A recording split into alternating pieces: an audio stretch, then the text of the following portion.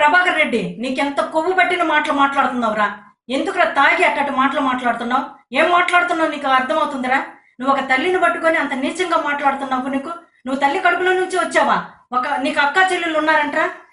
ఒక సంస్కారవంతమైన కుటుంబంలో పుట్టిన ఒక జగన్మోహన్ రెడ్డి సంస్కారవంతంగా పెరిగినోడిని పట్టుకొని ఆయన నీ బస్సులో 11 మంది చనిపోతే అక్కడ పరామర్శించడానికి కానీ నువ్వు కానీ నీ అన్న కానీ నీ నీచమైన సీఎం కానీ ఆ రవాణా శాఖ మంత్రి కానీ ఎవరన్నా వచ్చి పరామర్శించారా బాధ్యతల్ని?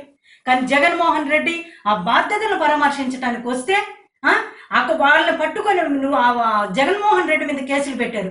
ఏం కేసు అని పెట్టారా? ఆ కేసులకు పెట్టడానికి అర్థం ఉందా? ప్రజలు అమాయకులు అనుకున్నారా?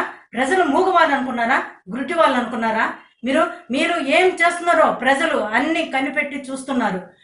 నీకు మీ సీఎంకి ఒక ఛాన్స్ ఇచ్చారా?